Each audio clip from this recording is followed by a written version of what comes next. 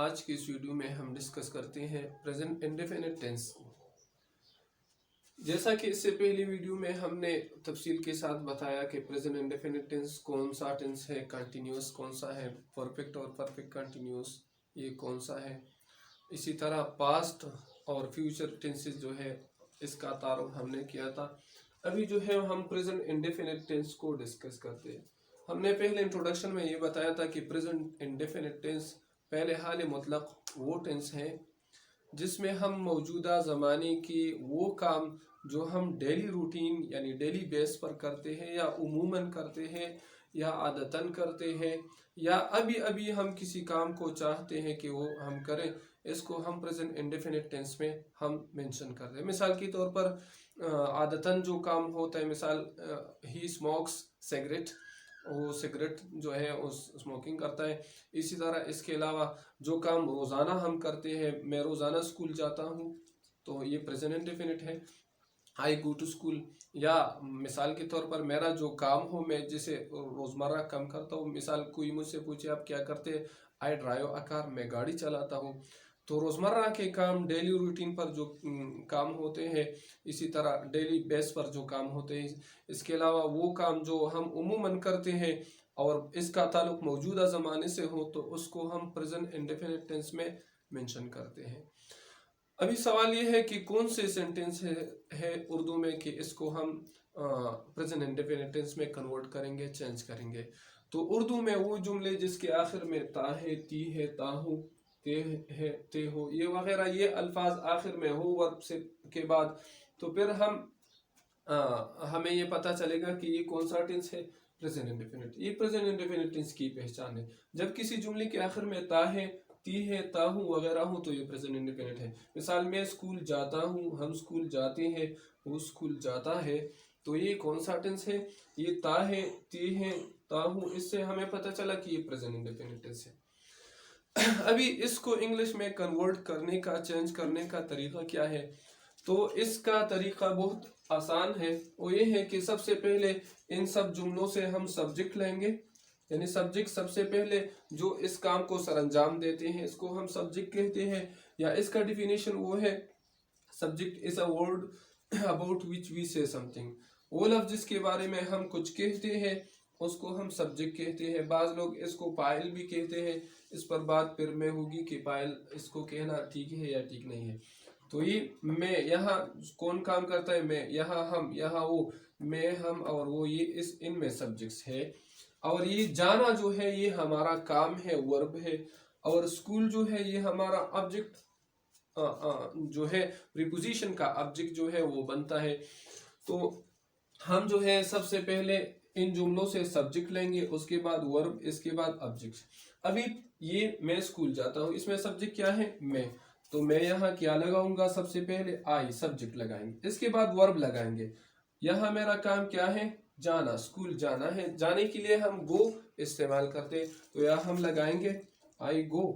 कहाँ मैं जाता हूँ, स्कूल, टू स्कूल, तो मैं स्कूल जाता हूँ, टू स्कूल लगाएंगे।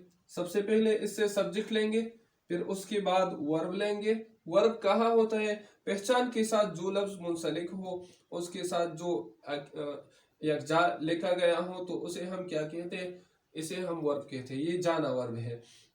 या मैं स्कूल से आता हूं तो फिर आना वर्ब होगा। मैं काम करता हूं तो फिर करना वर्ब होगा। मैं क्रिकेट खेलता हूं, ताहू खेल के साथ आया तो खेलना जो है हमारा वर्ब होगा। यहाँ आई गो टू स्कूल, इसमें आई सब्जेक्ट, गो वर्ब, और ये जो है ये हमारा ऑब्जेक्ट, प्रीपोजिशन का ऑब्जेक्ट आया, ये हम लास्ट में लगाएंगे। इसी तरह अगर हम मैं की जगह हम लिख के कि हम स्कूल जाते हैं तो सिर्फ वी को चेंज करेंगे। अगर मैं ये कहूँ कि तुम स्कूल जाओगे तो यहाँ तुम आएगा, यहाँ तुम के लिए हम यू लगाएंगे, यू गो टू स्कूल। मैं स्कूल जाता हूँ, आई गो टू स्कूल, तुम जाते हो, यू गो वो स्कूल जाते हैं, हम स्कूल जाते हैं, वी गो टू स्कूल। वो स्कूल जाते हैं, जमा लोग हैं, ज्यादा लोग हैं, तो दे गो टू स्कूल। अभी एक बात है, सिर्फ जब सब्जेक्ट ही आता है या इसके अलावा जो है शी आता है या इट, या इसके अलावा सिंगुलर नाउन, एक नाउन अगर हो, मिसाल के तौर पर अली स्कूल जाता है मिसाल, या वो जाता है शी, या इट आता है। तो इन अल्फाज के साथ हम क्या करेंगे, सिर्फ गो नहीं लगाएंगे बल्कि गो के साथ इस या ई इस का इजाफा करेंगे, इस या ई इस का इजाफा करेंगे। जब सब्जेक्ट आई हो या इसके अलावा वी हो या दे हो या यू और या आई या प्लूरल नाउन हो, तो इसके साथ हम सिर्फ वर्ब लगाएंगे। आई गो टू स्कूल, इसी तरह we go to school, they go to school, you go to school. और अगर सब्जेक्ट ही हो तो फिर इस या ई इसका इजाफा करेंगे। He goes to school, she goes to school, it goes to school, या सिंगुलर नाउन हो असलम गोज टू स्कूल। अभी एक बात रह गई कि हम जो है ई इसका इजाफा कहाँ करेंगे। कभी कभार इसके साथ हम ई इसका इजाफा करते हैं और कभी कभार इसका इजाफा। मिसाल के तौर पर मैं खाना खाता हूं तो मैं यहाँ लिखूंगा वो खाना खाता है, ही ईट्स द मील। यहाँ हमने सिर्फ इसका इजाफा किया और यहाँ जो है ई इसका। तो ई इसका इजाफा कहाँ करेंगे और ई इसका इजाफा कहाँ करेंगे और ई इसका। जब भी किसी वर्ब के आखिर में ये हुरूफ हो, किसी वर्ब के आखिर में ये हुरूफ हो, S H C H X O और एस, तो फिर हम ई इसका इजाफा करेंगे। यहाँ ओ जो है वो, यहाँ गो में भी ओ है तो वो जब आता है तो हम ई इसका इजाफा करेंगे, वर्ब प्लस ई एस। इसी तरह अगर सी एच आता हो watch, he watches the TV, तो फिर ई इसका इजाफा करेंगे। इसी तरह अगर एस एच हो, ही वॉशेस द क्लॉथ्स, तो फिर ई इसका इजाफा करेंगे। इसी तरह अगर एक्स हो, ही मिक्सेस वाटर फॉर एग्जाम्पल, तो ई इसका इजाफा करेंगे। इसी तरह अगर एस भी हो तो ई इसका।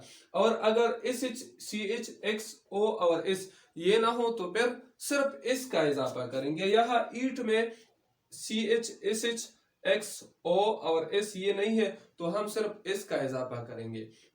और इसी तरह जो है हम फिर जुमला बाद में, इसके बाद हम सब्जेक्ट लिख लेंगे, इसके बाद वर्ब और फिर ऑब्जेक्ट। एक तरीके का है। सिर्फ बात इसमें है कि जब कहीं भी सब्जेक्ट अगर वी यू दे या प्लूरल नाउन या आई हो तो सिर्फ वर्ब लगाएंगे। और अगर सब्जेक्ट ही शी इट या सिंगुलर नाउन हो तो फिर वर्ब के साथ हम इस या ई इसका इजाफा करेंगे। और इसका इजाफा क्या करेंगे और ई इसका, तो ई इसका इजाफा वहां करेंगे जहां वर्ब के आखिर में S H C H X O और एस हो। और जब ये हुरूफ आखिर में ना हो तो फिर हम सिर्फ इसका इजाफा करेंगे। ये प्रेजेंट इंडेफिनिट की सादा जुमलों का पहचान है। अभी हम करते हैं इसके अलावा नेगेटिव सेंटेंसेस को इंग्लिश में ट्रांसलेट करने का क्या तरीकेकार है। अभी हम आते हैं नेगेटिव सेंटेंसेस की तरफ। नेगेटिव सेंटेंसेस वो सेंटेंसेस होते हैं जिसमें किसी काम की नफी होती है।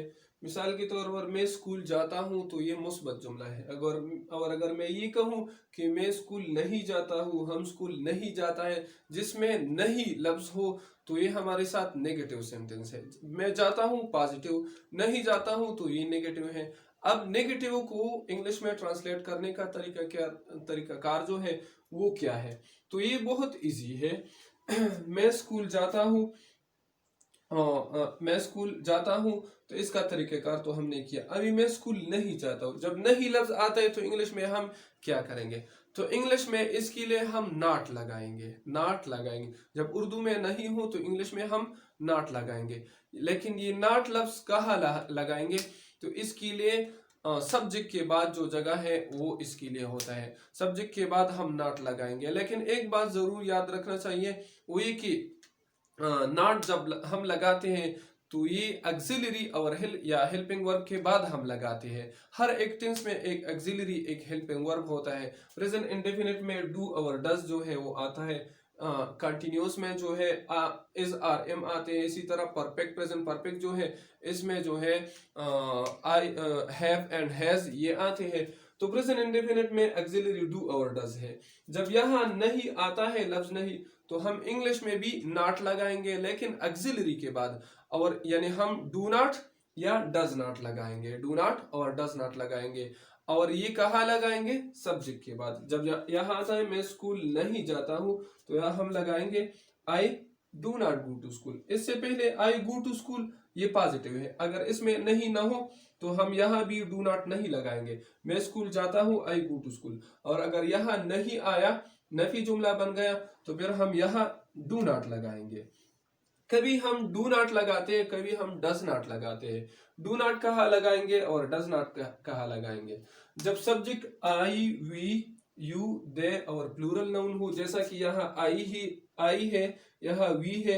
इसी तरह अगर यू हो, दे हो, प्लूरल नाउन हो, अली एंड असद दो नाम हो, तो हम डू नॉट लगाएंगे। मैं स्कूल नहीं जाता हूँ, I do not go to school. हम स्कूल नहीं जाते हैं, we do not go to school. और अगर सब्जेक्ट क्या हो, ही हो या शी या इट या सिंगुलर नाउन, जब ही आता है तो ही के साथ हम डस लगाएंगे और फिर इसके बाद नॉट।